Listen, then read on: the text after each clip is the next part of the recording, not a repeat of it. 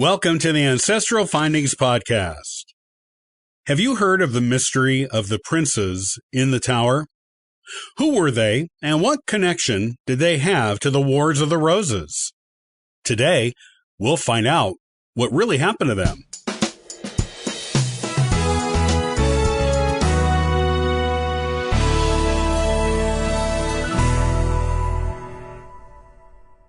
The princes in the tower. Most people have heard of them and know there is a mystery surrounding their disappearance at the Tower of London, where they were supposedly being kept for their own safety. Yet, how many people know the story of the princes is intimately tied to the Wars of the Roses? How many know when, exactly, they disappeared? How many know who their parents were?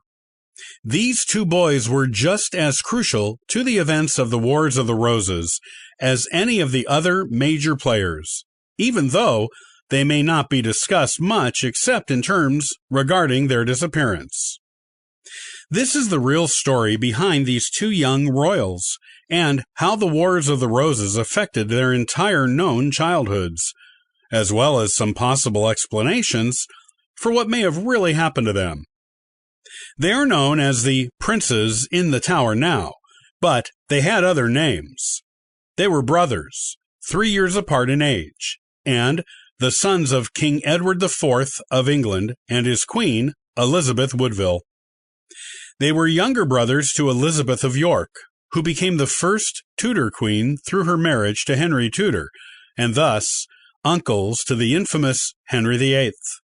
The older boy, Edward, Prince of Wales, was born in 1470 and was the fourth child and first son the king and queen had together, the queen having two older sons by her first marriage to Sir John Grey. The younger boy, Richard, Duke of York, was born in 1473 and was the king and queen's sixth child together.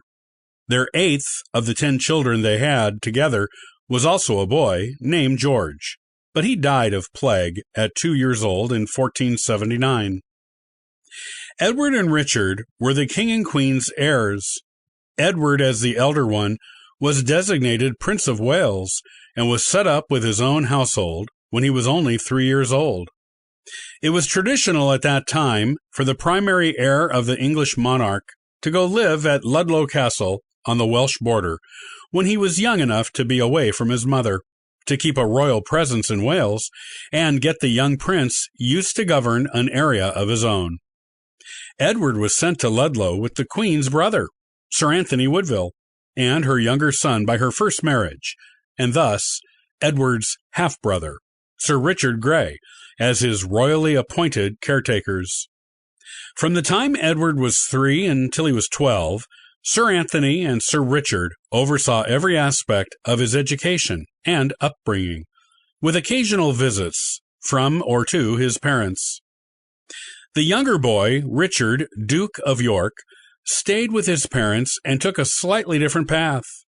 As the spare heir, his main job was to make a successful marriage to a rich heiress who would bring a fortune to the kingdom's coffers and become an accomplished noble who would bring honor and leadership to the court. To this end, he was made Duke of York when he was 1 year old, and this began a tradition among the royal family that continues to this day of making the second son of the king and queen the Duke of York. Richard was also married at the age of 4 to the fatherless 5-year-old heiress Anne Mowbray, the last legitimate heir in the ancient and extremely wealthy Mowbray line. Naturally, two such young children were not expected to consummate their marriage, though they were given a wedding ceremony as lavish as any king or queen's. Anne died 3 years later at the age of 8, and her estates and fortunes became Richard's. Everything was fine for the two princes until April of 1483, when they were 10 and 13, or close to it, respectively. This is when their father, King Edward IV, died unexpectedly at the age of 40, after an illness brought on following a fishing trip in the rain with his friends. The elder prince was technically now King Edward V, and was called back to London from his home at Ludlow Castle, so he could be formally crowned in a traditional coronation ceremony. Meanwhile, his mother, Elizabeth Woodville, knew she and her family had enemies among her late husband's family, and she was concerned for the safety of her and her children. She took all of her surviving children with the king, with the exception of young Edward, who was coming from Ludlow, as well as her eldest son by her first husband, Lord Thomas Grey, and went into sanctuary at Westminster Abbey. Medieval laws said anyone seeking sanctuary in a consecrated building of worship, like the Abbey, could not be meddled with there, even by the king, regardless of what they did, though her late husband and his brothers violated the sacred law once during his reign. Elizabeth was right to be concerned. Her late husband named his only remaining brother, Richard, Duke of Gloucester, regent of the kingdom, meaning he would have control over his young nephew's reign and government once the boy reached London. He already thought his royal nephew had been raised with too much Woodville influence, and he exerted his first powers as regent by stopping his nephew and his guardians on their way to London. Richard had Anthony Woodville and Richard Grey arrested, despite young Edward V's demands otherwise, and later had them executed on trumped-up charges of treason. By executing the Dowager Queen's brother and son, Richard made a serious enemy of Elizabeth Woodville. Richard took Edward V the rest of the way back to London and installed him in the Tower, which was not suspicious at the time. It was traditional for new monarchs to lodge there before their coronations, and that is the reason Richard gave for putting his nephew there. He wanted both of his brother's sons in his control, though, and came to Elizabeth Woodville in sanctuary again and again, asking her to hand over Richard, Duke of York, ostensibly to go keep his older brother company in the Tower. He sent his emissaries there several times as well. Elizabeth steadfastly refused to hand over her youngest surviving son until thinly veiled threats were made to her about sanctuary being broken and she and all of her children being dragged out into the streets. Only then did she let her boy go with his uncle to the Tower. This was in April of 1483. Until June of 1483, Richard, Duke of Gloucester, kept insisting he was planning a coronation for his nephew, but kept having to put it off for various reasons. During this time, both boys were seen by the public playing together on the grounds of the Tower. Eventually, the boys stopped appearing outside and were only seen standing in the windows of the Tower. After June of 1483, they stopped being seen by the public at all. By June of 1483, Richard, Duke of Gloucester, received information that made him believe his late brother's marriage to Elizabeth Woodville was invalid, which made Edward V ineligible for the throne, as he was a bastard if the marriage of his parents wasn't legal. Richard did not crown his nephew. Instead, he took the crown for himself and was crowned King Richard III in his own coronation ceremony. Even during Richard III and Elizabeth Woodville's lifetimes, there were questions of what really happened to Edward V and Richard, Duke of York. Those who knew weren't saying and never did. However, the princes were never officially seen again. Shortly before his coronation, Richard III dismissed all of the boy's servants. Edward V's personal physician was the last to leave and gave the last known account of seeing the boys. He said Edward V seemed quite emotionally distressed and prayed constantly as he expressed concern every day until the physician was dismissed that there might be plots against him. The most common story of what happened to the boys is that they were killed by or on the orders of their uncle, Richard III. This was the official Tudor-era explanation when they were trying to establish legitimacy for their own reign. However, it is a perplexing explanation because Richard was intensely loyal to his brother the king and openly loved his nieces and nephews. He promised to protect Edward's children, and for a man as proud of his reputation for honor as Richard, it seemed unlikely he would do anything to sully it.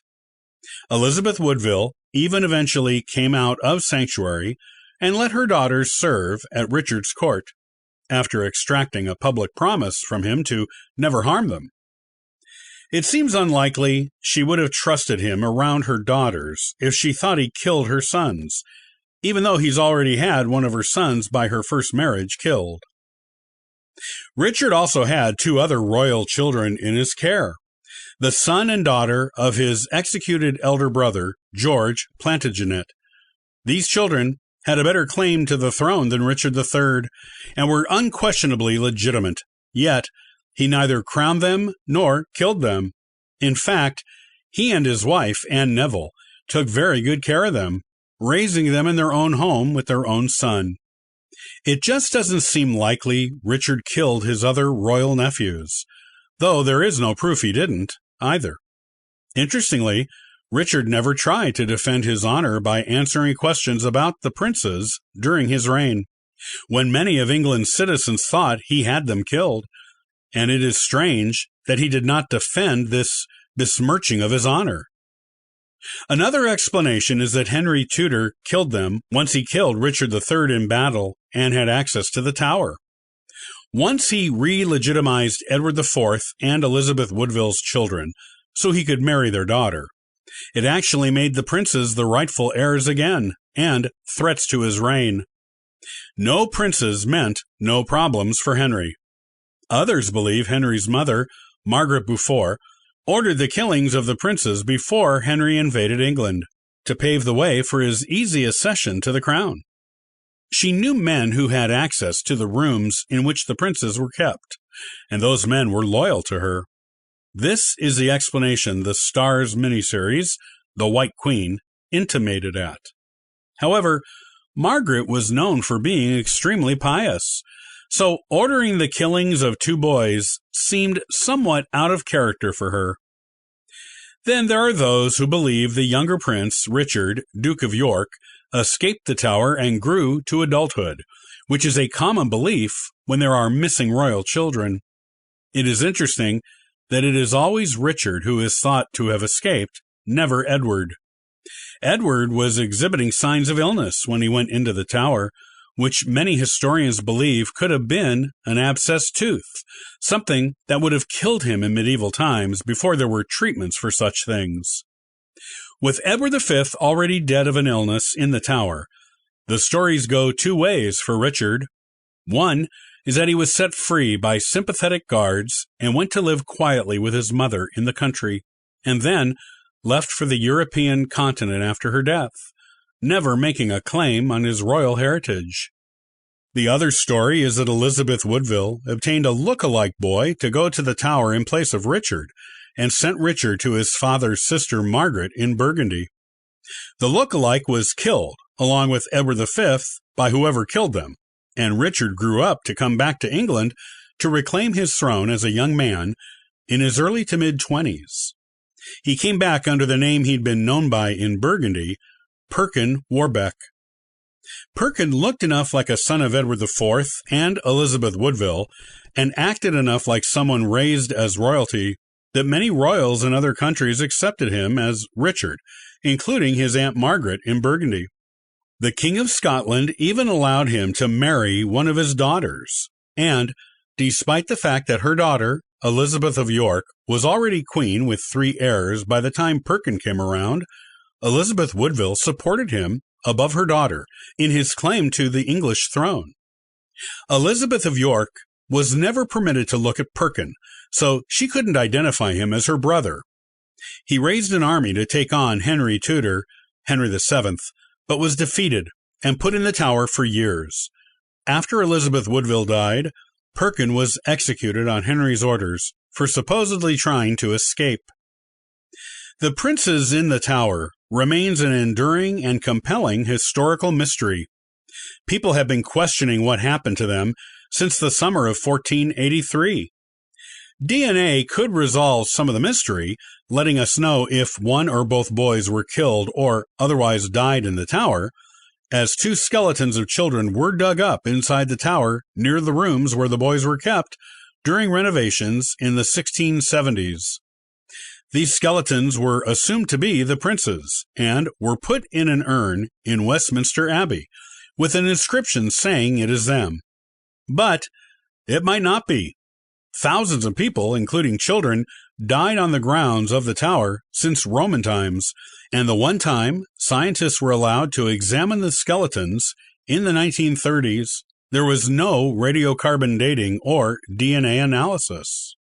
Because Westminster Abbey is under the jurisdiction of the English monarch, it would take royal permission to examine those bones again, and the current Queen Elizabeth II has not allowed it, stating she doesn't want to set a precedent of opening royal tombs to answer historical questions. With DNA from Richard III now available since his missing skeleton was rediscovered in 2012, the bones could be identified as being related to Richard on the male, his brother's side, or shown to not be related to him at all.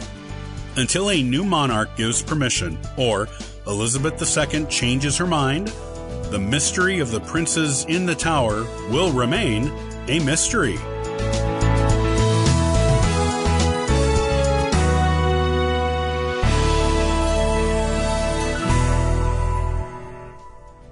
Thanks for listening to the Ancestral Findings Podcast. Be sure to visit ancestralfindings.com for additional free genealogy resources and weekly giveaways. Happy searching!